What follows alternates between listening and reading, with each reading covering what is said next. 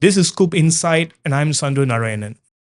For our guest today, he needs no introduction. All right, he's one of the most respected and recognizable voices in the Malaysian crime scene. He's none other than our Mr. Kamal Affandi Hashim. Yeah. He told me to earlier say that I should describe him as the Mr. Brutally Handsome. Oh, thank you Mr. very much. Kamal. Thank He you. told me say it.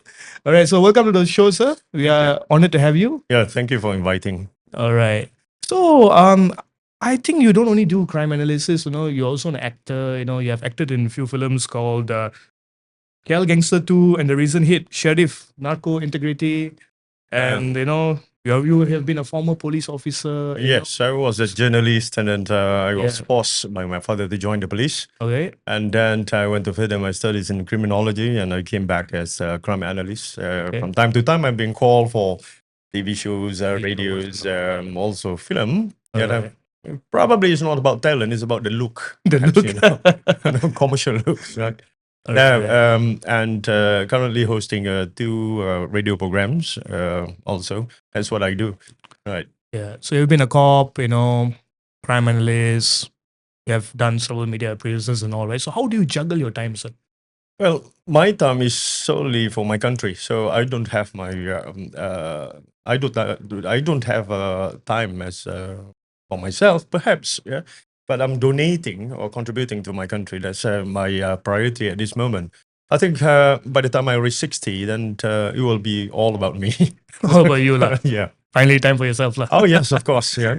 All right, so let's dive into the main topic for today. So, I think a couple of weeks ago, all right, we were shocked with the big news about the student, all right, college student who went through a very tragic death, all right, and but not only those kind of cases, right? We have seen several cases in our country in the past, So, what's your take on that case, and how do you look at it as a whole?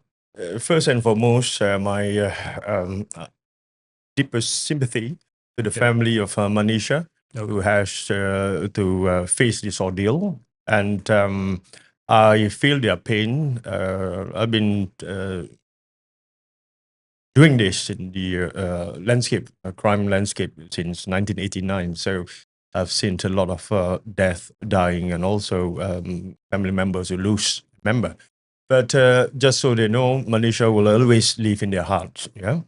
So, secondly, murder is the first ever crime committed in the history of mankind. Yeah. If you were to look into this theological factor of it, you're going to see the first ever case was involving these two characters, Abel and Cain. Oh yeah. Abel and Cain. Yeah. The Muslim will say Habil and Qabil. Yeah. So this is the history of our murder case in the world.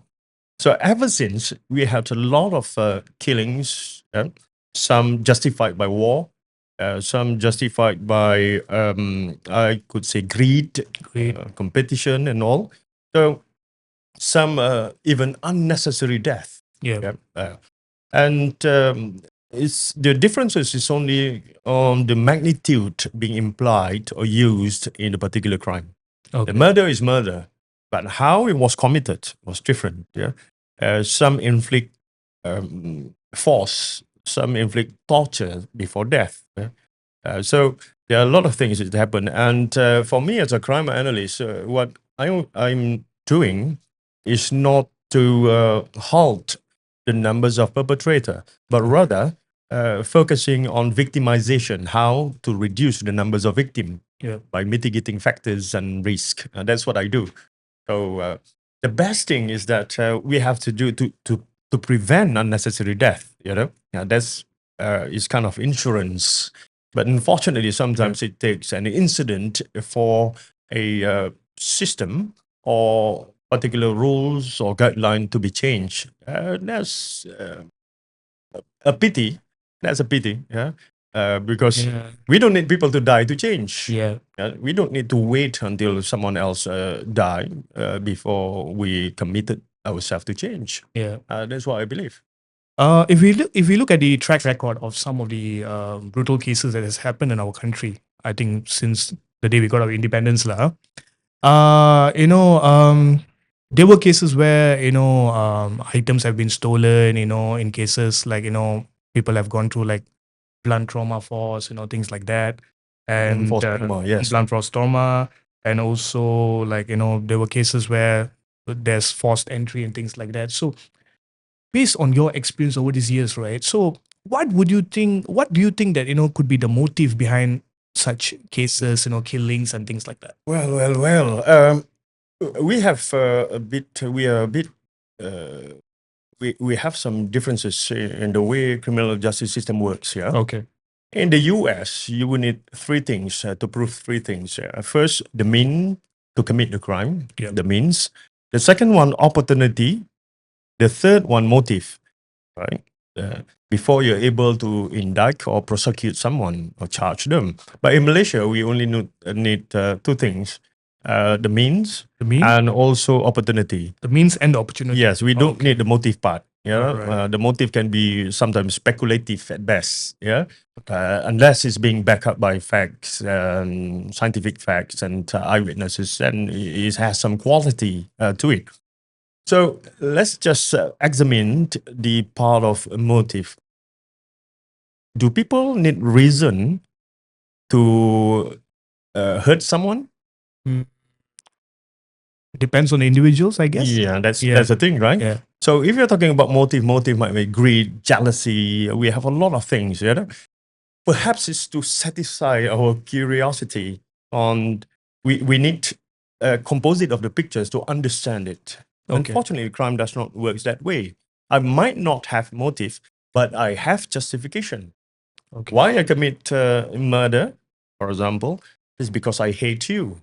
Mm. And you see this in the evidence being gathered around the crime scene. When you see someone being, I'm sorry, I have to use this word, bashed. Bashed. Yeah, you call it blunt force trauma, but bashed by a fire extinguisher, for example. Yeah. Yes. So you would question why fire extinguisher. Yeah. Right. Why the face? Have Yeah. you ever questioned yourself why the face? Yeah. Why not the body? Yeah. So it must be hatred. Hatred. It's like when you're angry with someone, you don't stare them on their hands, at their hands or at their feet, right? So we both are arguing. I'm not satisfied with you. I keep looking on your feet. Yeah. Mm. How do you feel about it? It's awkward, right? Yeah. So similarly, motive is like that. Yeah. The target area will be similar to that. When I'm angry with you, I loathe you. I don't want to look at your face. So Yeah. that's why I use your face as the target to it. Remember when we were small, I don't know, my life is quite different from others perhaps. Okay. Yeah. When I got back late, my mother will be waiting with a cane Yeah. and the target will be my feet. Yeah. Yeah. Yeah, not my face. Yeah. Yeah. So Yeah. there must be some kind of relations on why it happened that way. So a crime analyst looks into the why to narrow down the profile of the offenders. Okay. You look at the crime scene as a analog to it, and then slowly you digest it, and then you look into, okay, why is it committed this way? Is there any other way to commit this crime? For example, is a locked room. Right?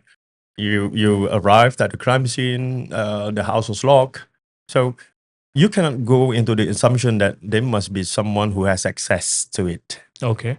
You cannot immediately go down or jump into that because you need to take a look around first. Yeah. Perhaps they abseil, perhaps they come down through the roof.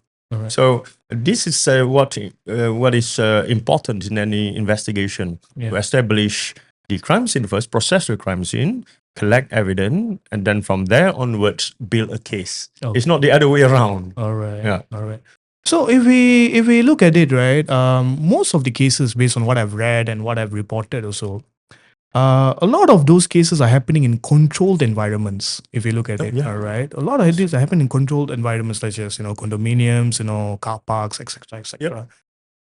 So, why do you think it's happening at these kind of places? And from why would a criminal, a suspect or criminal would choose this kind of places? Okay. Things like Simple answer. Yeah. You are trying to avoid witness. Okay. All right. You are trying to avoid eyewitness to the event that's about to happen. So You chose the time, the place, secluded perhaps from normal view. Yeah. There is no CCTVs, or you can avoid all this. Simply put, to minimize the risk of you getting caught. Yeah. The decision to commit a crime based sometimes on your ability to escape after committing it. Yeah. So you canvas the area, you know where to do it, the time, feasible time for you, just because you don't want to have eyewitness. Yeah. The problem with this is that well, we have invisible witness. We have invisible witnesses in terms of your DNAs, your DNA, also recording devices. All these are silent witnesses, which can be used in the court of law. Yeah. So a lot of people thought like, okay, I'm going to wait at this bush, I'm going to ambush them, and that's it. There won't be any witness. But the moment you touch someone or any surface like this, yeah, I'm leaving something there, and I'm picking up something from the object that I touch. This Okay. is called Lockhart principle in forensic. Yeah, Lockhart principle. So they are witness to the crime. Right? So they speaks in their own scientific way. But a lot of people do not understand that, and they thought like, okay, as long as no one see this, I'll be safe. Yeah. Which is actually a factoid or wrong assumption. Yeah. All right. So let's talk a bit about the psychological dynamics on, let's say the person who commits a crime, right? So, what do you think would be running in their heads, like, from a crime analyst, for them to conduct this kind of brutal murders and things like that? The funny thing about this Yeah. question is that you, Sandru, are capable of committing crime. Do you believe that? Yeah, I believe that. That's a confession, ladies and gentlemen. Yeah. Okay. True enough, Yeah. because all Yeah, of but us have I've never done anything so far, so yeah. not yet proven. Yeah, not yet proven. Yeah. Okay. So God gave us 4 softwares. Yes. Everyone has it. Yeah. Yeah. Number 1, digestion. It's in our limbic system, so it's called digestion. You eat, you digest something. Number 2, breathing. Yeah. That's why you breathe. You're in a coma, you still breathe. The third one, survival instinct. The fourth one is sensual. Everyone has this. The differences is that the choices you make either is being influenced by your thinking or not. Yeah. Okay. There are sane people after they commit crime. There are some, because under influence of alcohol or drugs, they become a different person. Yeah. Their filter was not being applied when they were processing what happened to them. Yeah, and this is a lot of times. Yeah, this is what happened under the influence of drugs, under the influence of alcohol. Yeah, people thought they won't be responsible for it, but your state of mind is different. You know? It's being altered by the use of drugs, by the use of alcohol. Yeah. But it does not. It doesn't mean that you will escape the gallows, so to speak. The school of thoughts. There are 2 schools of thought. The first one, the psychological school of thought. Right? Yeah. They're interested in the post-traumatic stress disorder, the pre-event, which made you what you are. Yeah. Right? The second school of thought is criminology. We are not interested in what had happened, what took place to him. Yeah, the upbringings, nurture, nature. We are not interested in that. We are interested in, are you responsible for the crime? Yeah. Right? If you have some kind of mental defect, how could you plan it? Yeah. If you know the quality of the object in your hand, for example, a knife, and you slash someone with it, how could people who have mental defect or insane, we call them, or crazy people, knows that by using this box cutter, it will inflict injuries to someone. So the ability to think, meaning to say you're sane enough, meaning to say in the school of criminology, you are responsible enough to face the punishment or a trial. So we are interested in responsibility. If you can plan, you know the quality and the phases of your act. You attempt to do it, and you did it, meaning to say you should be responsible for what you have done. either an act or an omission to the act. Say punishment works both way in our criminal justice system. Yeah, penal code, for example, define crime as an act or omission. Right, it's not just an act. So to understand omission, look at complicity. Yep. You being an accomplice for the crime, without prejudice to Manisha case, for example. Yeah, Okay. I don't know anything about it. Yeah, you borrowed my car, right? I was in the car, you drove the car, and then suddenly you stop. You commit a crime. You came back to the car. We are driving again. Yeah. Right? So I know for a fact that you've robbed the place. So, but I that information stopped at me. I do not relay. I didn't relay the information to the authority. That is omission. That is all accomplished and accomplished. So similarly to this, a lot of cases which been committed by family members, those close to you and all. Yeah, sometimes you found yourself. You might find yourself being charged as an accomplice simply because you did nothing after the fact. Yeah. Uh, Okay, let's touch a bit on forensic timing. All right. So, well, as we all know, forensic plays a big role, in order for us to charge a particular person in the court or things like that, right? So, how do you feel that in terms of forensic science, right? We are efficient and we are there. Yeah. oh, so much so, yes. Yep. We underestimate the ability of forensic to solve crime. Yeah, Okay. there are two types of forensic. The first one is a clinical forensic. Okay. Clinical means the victim are very much alive. Yeah. The second one, pathology, meaning to say it is about the disease. Yeah. So each has its own significant contribution to our criminal justice system itself. Yes. So we have the Jabatan Kimia Malaysia, which actually the heroes behind the scene. All right. Okay. These are the people who process all the evidence, and then they were the one who used this international standard to arrive to a conclusion that this is your DNA, right? Okay. Okay. Comparison, blood, and then fingerprint. Yeah. These or even handwriting. Yeah. Wow. Yeah. Okay. So we have that experts in Malaysia, and Alright. currently, well, I could say we are at par with the international standard, meaning to say our experts here from Jabatan Kimia Malaysia can also testify in other cases in other countries. Yeah. Okay. Yes, we are that good. And of course, we know the police itself, they have the CSI, crime investigation team, and they are responsible to collect the evidence. And from these pieces of that information at the crime scene, being utilized to somehow create a picture of the crime scene. It's a composite of things.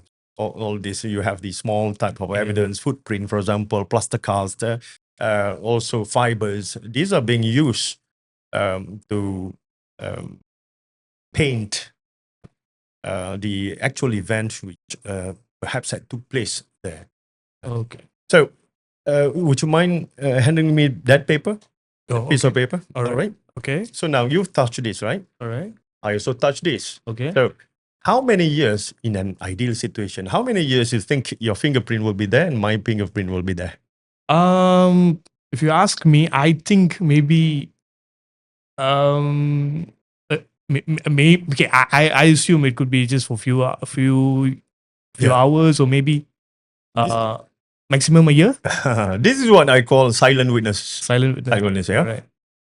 In an ideal situation, All right. your fingerprint left on paper, that paper, it will last for about 16 years. Oh wow.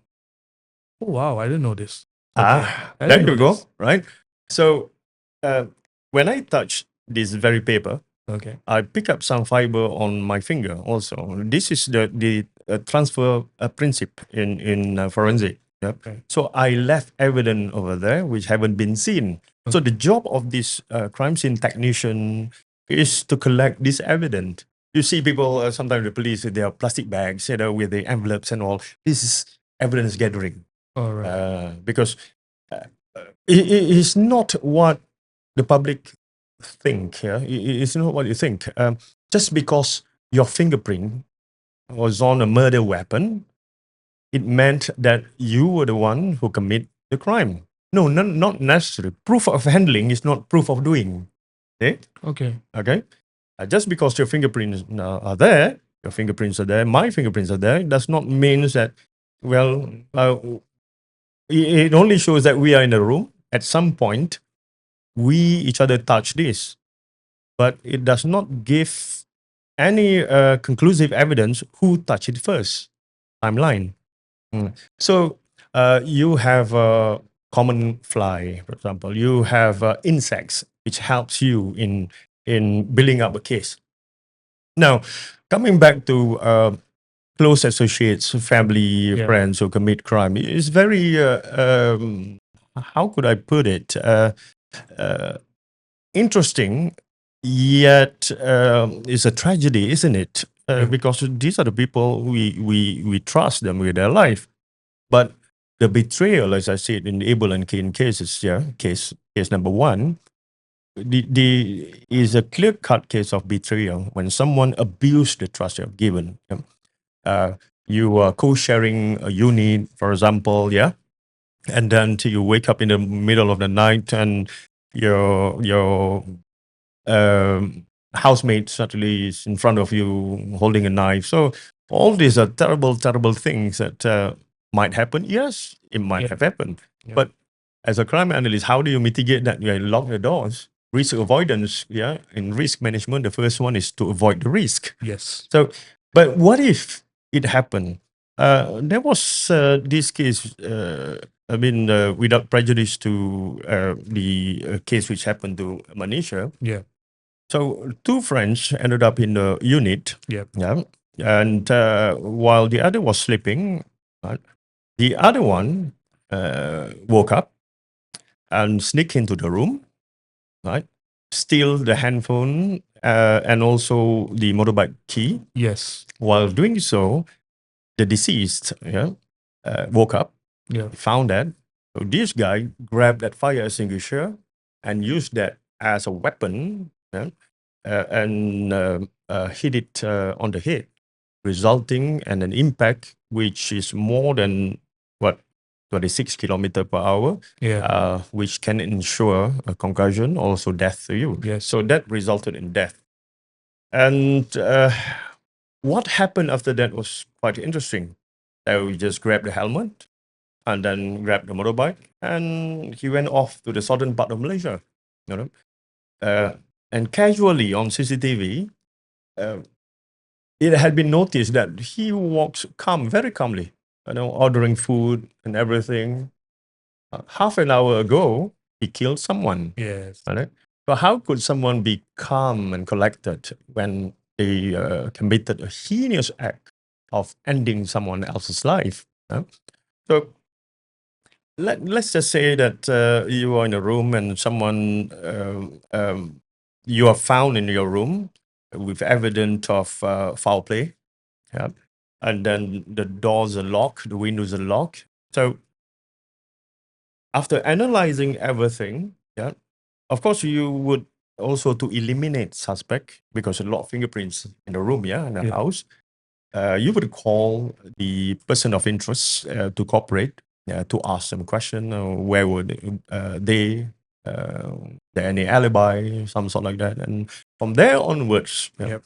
you will trace their mobility, their presence, where they were, anyone saw them, just to eliminate one by one. Yeah. So, but if you can't do that, so the safest educated guess would be, okay, they are involved somehow, somewhere. Where were you when this happened? They say, I was there, but nobody can vouch for that. So you would have some kind of thought that this person might involved in something.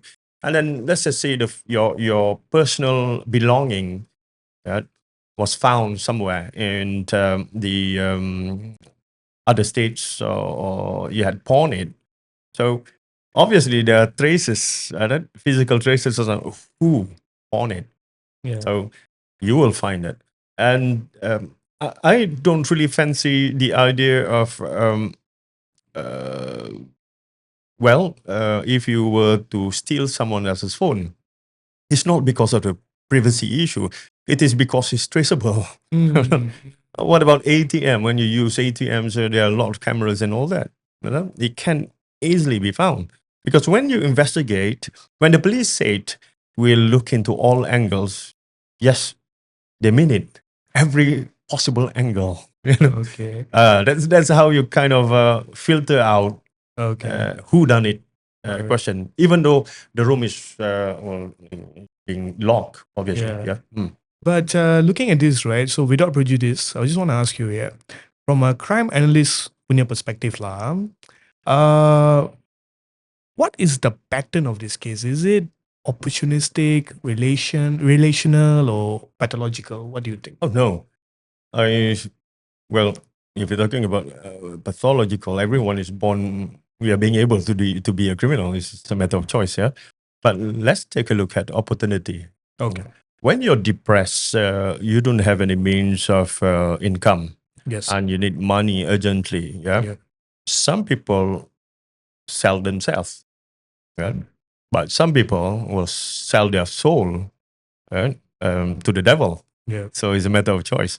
You can either do something about a situation or justify your situation against someone else. So when you justify your concern about your situation against someone else, this is where you have that greed.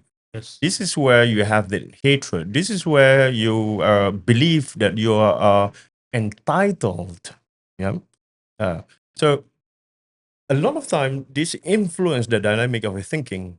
And then in their mind, well, I need money. Obviously, there is money. The problem is that person.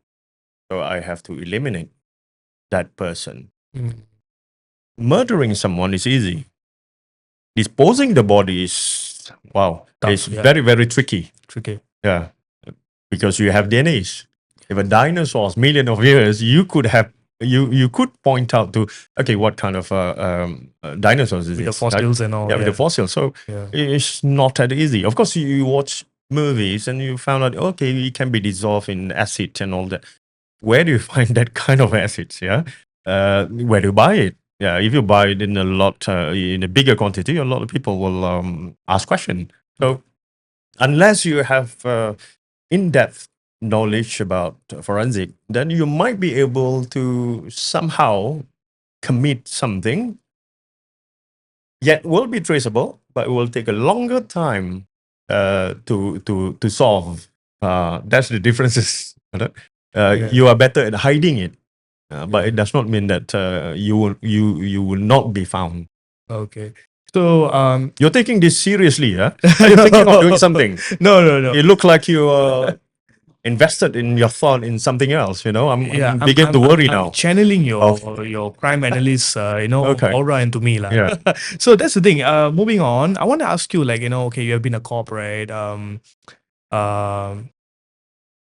Crime analyst, right? So, for example, yeah, I'm just a bit curious. When you guys were given a case, because earlier you mentioned about pieces aside from forensic, right? So, if you guys were given a case, how do you guys approach the particular case, and how do you guys do your your mind map before on how are we going to investigate and things like that? Well, my experience, open mind. Yeah. You approach any crime scene with an open mind. Yeah. Mind. You're not. You don't have any sentiment, prejudice, and all. The only objective is that to bring justice, Yeah. right? To serve justice, make sure justice is being served. So let's just you attend. Say I attended a case where it involved a small infant, 6 month old. She was physically abused. Okay. So no hope of surviving. So I watched her death process, Yeah. slowly and all that after the life support system and all that. So that's number one. But do I feel sympathy? Mm. No, it's empathy that drives you, not Oh. sympathy, because sympathy will cloud your mind. That's why you don't see tears sometimes. Do we feel the pain of the family? Yes, of course. You felt it.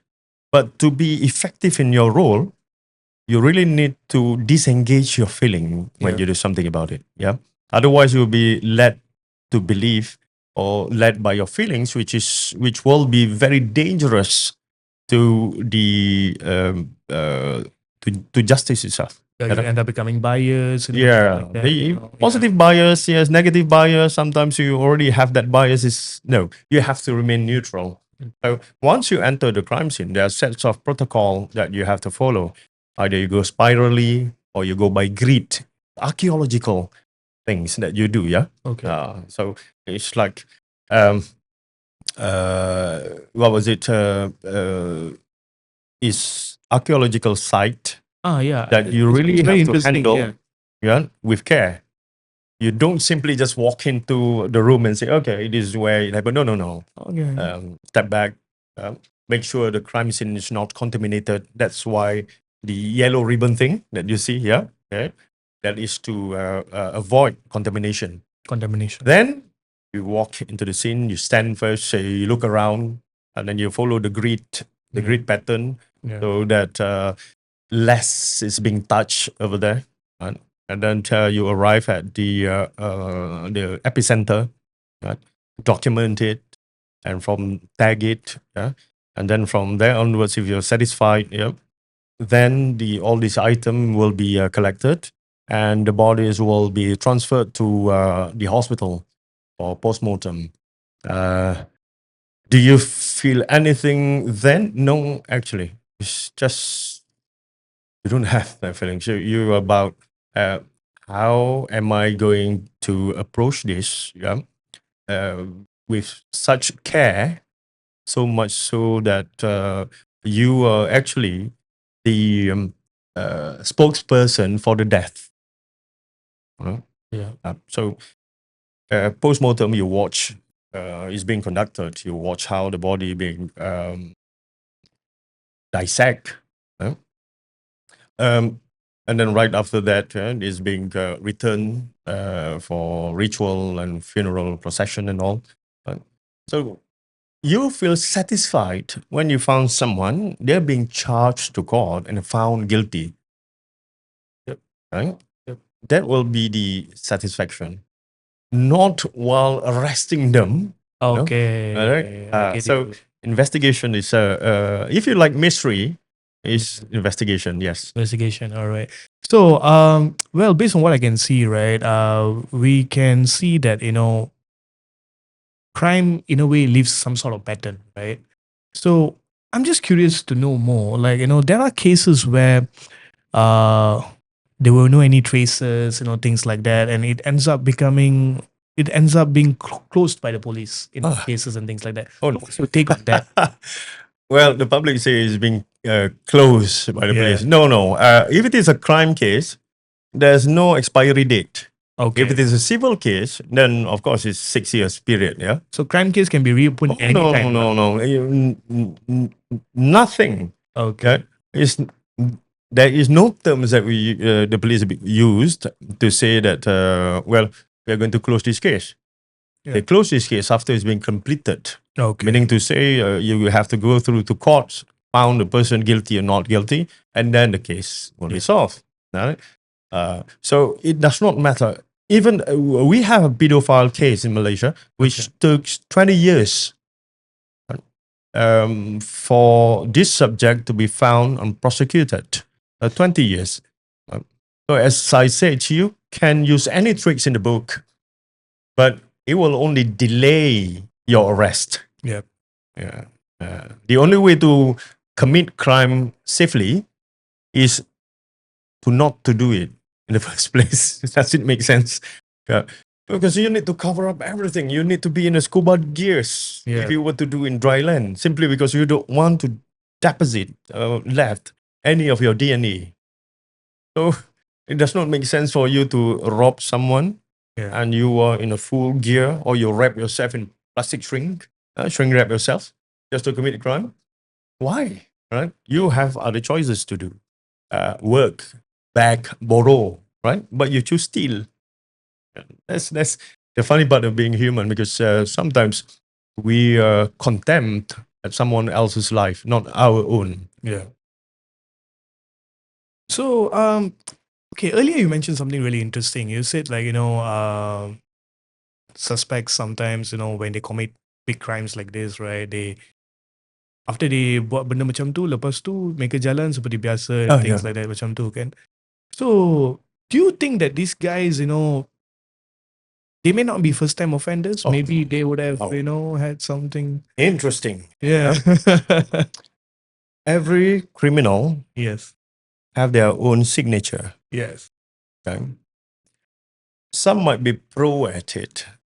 Some are novice. Some are just newbie. Yeah? So it is shown or reflected in the manner they do the crime. Right?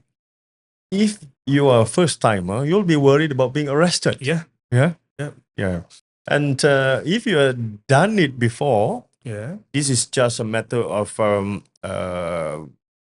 upskill for you. Yes. Yeah. For the lack of better words, I'm very sorry. Upskill for you. So of course you don't feel anything about it, because you've seen in your mind you started off with one crime, and then you fail to gain any more satisfaction in the way that you committed the crime. So now you think about, okay, I'm going to upgrade myself to this. In your mind, you keep thinking about it. Yeah. Okay, what if, until you have enough courage, or artificially, or biologically, you know, you have enough courage to commit the crime. So you just want to try it out. You try it, and then after that, you found that give a kick to you, some sense of new satisfaction. And then right after 1-2 months or perhaps years, you don't find that pleasure anymore. So you just have to go up one more level. So is it easy for someone to have committed, who had ended up someone else's life, to act as if nothing had happened? Well, personally, I could say that unless you've done an attempt before, you could have the mental strength to act as if nothing happened. Yeah. Otherwise, no. Yeah, you'll be you feel that guilty conscience consume you. You will feel like, okay, I'll be arrested at every moment. You will be scared. You see what happened. It's not like in film whereby people die just like that. No. Yeah. At the end of very life, say people are being strangled, you're going to see uh, um, uh, different pictures. It's not helpless like in film, just one, two tap, that's it. No, you're going to see the gurgling. You're going to see how they use their hands, arm, limbed, Yeah. how they look at you, stare at you, and all. So it's not a good sight to see. But can you live with that? Well, of course, if you've done it before, you have the necessary experience to handle that picture, then of course you'll be well to do. Yes. But if it is your first time, it will be quite different. So I'm just relieved that actual criminal had been arrested for almost every crime that happened Yes. in Malaysia. Yeah. Yeah. But speaking about that, right, I just want to add on to what you said. For almost every cases, I mean, criminals are being arrested, but there are cases where till today we are yet to find the suspects. We are still pihak police tengah still cari and things Yeah. like that, right? So now if we look at it, right, sir, kita boleh tengok that shooting cases are happening quite often Okay. right now. So as an analyst, what is your take on this, and how and what do you think that, to make sure that we can get suspects easily, tangkap them as soon as possible, right? So how efficient the police force should be, lah, from your perspective? So the question arises because it happened at public places. Public places. If it is in secluded places, well, the question, the public will be worried. No, right? Yeah. Because it happened in public places. That's why the raising concern on how the police are handling it. I'm not speaking on behalf of the police, but Right. I just want to bring you to this different perspective of it. Yeah. First and foremost, we have three types of victim in any types of crime, be it bodily injury, be it property crime, or say cyber crime. Three Yep. types of victims. Number one, victim by chance. You know, wrong place, wrong time. Wrong place, wrong time. Okay. Okay. Number two, the chosen victim. Chosen Victim by choice. Yeah. Victim You by had been chosen to be the victim, Okay. targeted, target. right? Because let's say you have a short list of houses to break into. So you found out that this prospect number 9 is older couple, most likely not going to retaliate to what you're going to do. So you choose them. So chosen victim. Number 3, compliant victim. There were cases where you in relation with someone, you follow them, and because you've been seen as extra baggage, and there are aspect of laws that can be charged or put to that particular person, applied to that particular person. So the easiest way is to cut off the extra baggage. Right? Okay. So when we look at things of that perspective, all these shootings are being targeted to individuals. Yes. It's not random, Not random. being Yes. targeted. Yeah, The- that's the essence of the crime. Though it happened in a public place, and it does not change the fact that the victims are chosen. So I don't know how you're going to respond that information, but that's a fact. Mm. Well, if there's any bystander, you know, normally when you choose someone, you know the time, you know who, you know their dress, you already marked them. And someone will pass you the information. He's wearing a cap, he's wearing a white shirt, and all that. You are focused, tunneling. You have tunnel vision to a person, not a random. But what if I were to shoot, I took a shot at you and the bullet hit someone else? That's collateral damage. Yeah. It is betul. not intended, Collateral. but unfortunately you become, because you're so in close proximity to it. But I took a look at what happened in Cheras and Brickfield, yeah? Okay. That was targeted. Yeah. Was targeted. So chosen victim. Chosen. Yeah. Yeah. Sorry it happened that way, but sometimes dispute brings you into not a happy ending as what you expected to be, especially if it involves some unlawful element. Okay. But my sub question to that is, right, okay, apa halangan and cabaran for pihak police in tracking down or narrowing down these kind of suspects who are involved in let's say this kind of mass shootings and things like that. Again, Shootings like- again, I'm not. how would a cop narrow down? Okay, Yeah. that's better. Yeah. I can't speak on behalf of the police, Yeah. and of course, but based on the what I know, my own experience, also I'm not at liberty to discuss strategic ways of an operation. But generally, you have all this information. Mm. You kind of use a big data data mine, yeah, that you have to go through. You have to get witnesses. You have to get some information about the caliber being used, the bullets and everything. Yeah, the hits, the place, and then you have a structure of sources. People, the enemy of the people who committed the crime. Yeah, Yeah. and then of course eyewitness, of course CCTVs nowadays, and the vehicle being used. So all this information are vital to any investigation, right? And then as you build the profile, then you begin to have you narrow down the numbers of people Yeah. which might involve. So, for example, I have information that you and Mr. T are not in a good company, right? So I could have used that situation to find out about what happened to you, were you Okay. involved, by engaging with them, All right. right? So, Yeah. so I also could have used that information to tell you that Mr. T was the one who rats on you, right? So investigation varies, the technique varies, yeah. But you're going to get your answers. Yeah, 75% of it is homework. 25% is we get the person of interest and having some kind of not interrogation, but how could I put it in the best possible way? Question and answer session. Yeah.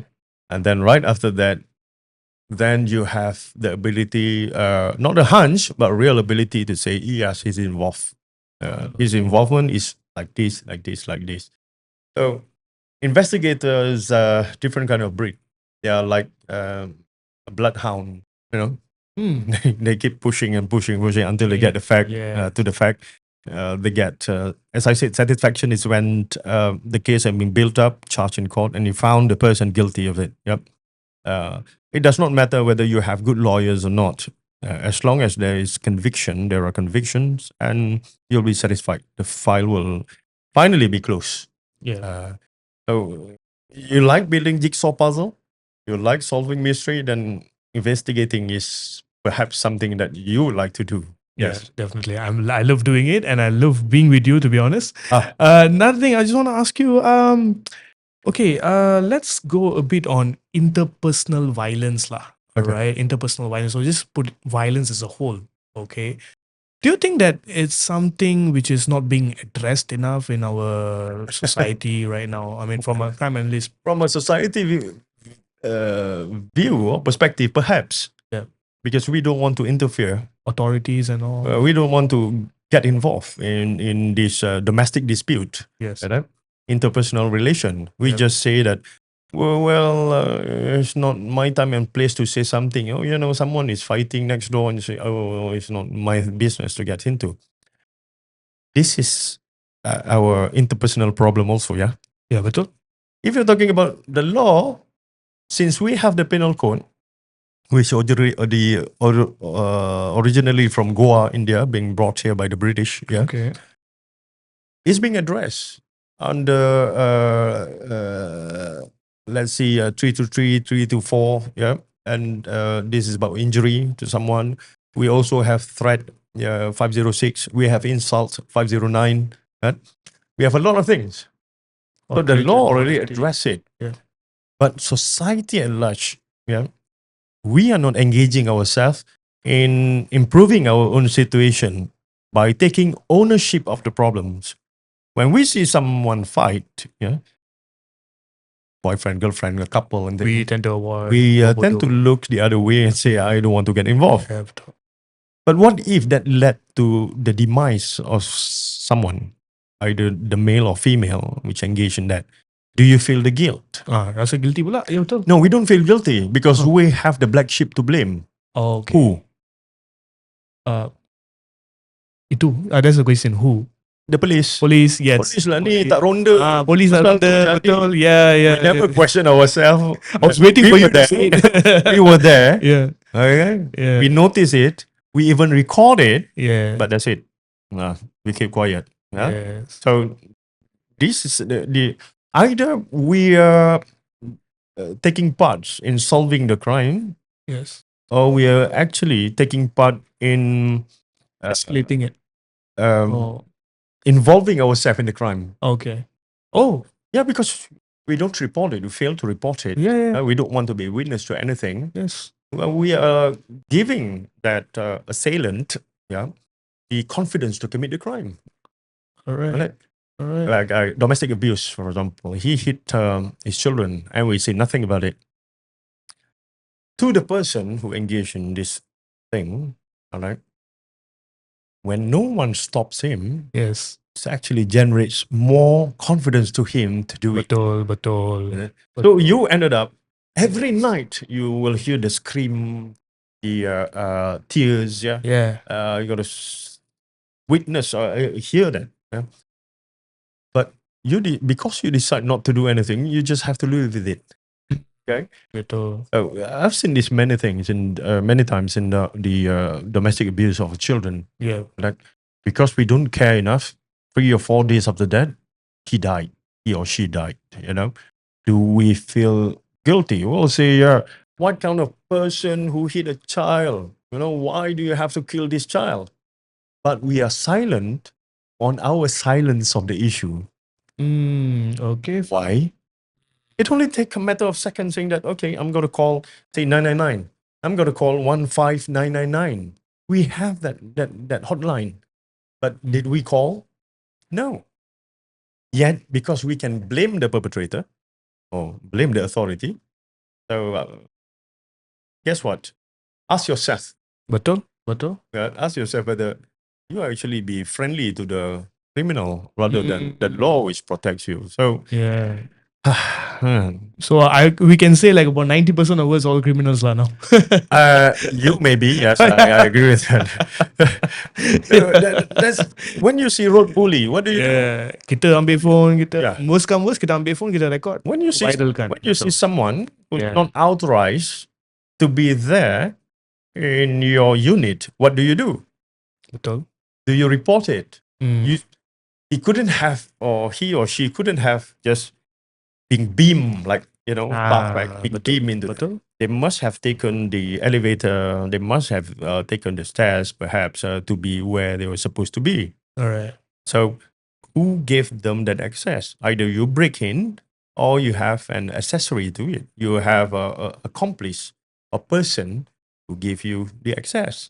And with that access, you have a very good understanding of sizing up the area, canvassing the area. Before you enter the premise, for instance, you only have the knowledge of, okay, there's going to be table here, there's going to be camera here, camera here, camera here. You don't have this information before you enter. But once you enter, from knowledge, it becomes understanding. The room is this big, what time these people next door is going to sleep or go back. So you would have the knowledge. From that knowledge, it's a matter of planning something. But because of sometimes I really don't understand people who have less interaction with the world, with social skill and all that experience in the world, and you could have thought about committing a crime. Yeah. But you have less experience, man. Yeah. Betul. You're basing your experience based on what you've seen on TV, based on what you think is right. Yeah. But most of the time, it's just a load of bull. Yeah. Right? You don't know nuts, but Yeah. you assume you know. Yeah. Right? And that's how you get caught. Okay. But some cases, it take longer because the ability of them to hide it. Very, very good in hiding it. The weapon was not found, so there must be sometimes there are defect in the manner you approach the crime itself or committing the crime. But there are also cases where they committed a crime and the evidence was scattered around. So to throw the police off balance. But sooner or later they'll be found. We have cases like that being prosecuted. So I think the ability for you to evade justice is there. Is there. It's a matter of how long. Okay. The duration. All right. Maybe 1 week, maybe 24 hours, maybe also 20 years. But the long arm of the law will find you eventually. Yes. So now speaking about laws, that's going to be my last question for our episode today. So, you being one of the most respectable figures in this particular, so they say, area, all right. So, have you been called, to give your inputs, and what is your take on our current law enforcement, and especially in us to predict and prevent tragedies from this from happening on a regular basis? In prediction model, for example, during my time, we have to do it manually. You have to have the boards, see the radius. Okay, this is 10 kilometers from this. This is where they committed the crime. This is where they run and all that. You have to do it manually. Yeah. Nowadays, you have technology to do that. You have AI. So shorter time period to get some useful information. Right? So the labs now, help or assist by technology. They're far more better than during my time. Right? And it shortened the period of investigation, perhaps, and it raised up the quality of the investigation. That's my take on things. Yeah. Of course, there will be slacking here from, somehow, somewhere, there will be one or two bad examples, perhaps, but it does not diminish the fact the majority are good in what they do.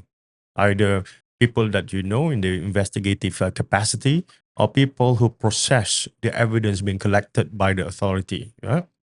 And I have strong respect for these people who can stomach everything that they can see. Yeah? When was the last time you heard about policemen have post-traumatic stress disorder? I think no one has told me yet. Yeah, Mental strength, mental strength. Yes. training, their training, years of experience of dealing with this tragedy in humanity, Yeah. and the way that they are seeing themselves Yeah. in that particular surrounding, that is as a solver, as the voice of the deceased. Deceased. Yeah. And that's what that's what pushing you to be the best in managing this crisis of crime in Malaysia. Okay. Right. But strategically, there are only three ways to handle it. First, you have to prevent the crime, Yeah. prevent the numbers of victims. Yeah. To prevent the numbers of criminals, that belongs to the authority. To prevent or to slow down the numbers of prospective victim, that's us as society. So prevent it. Intervention.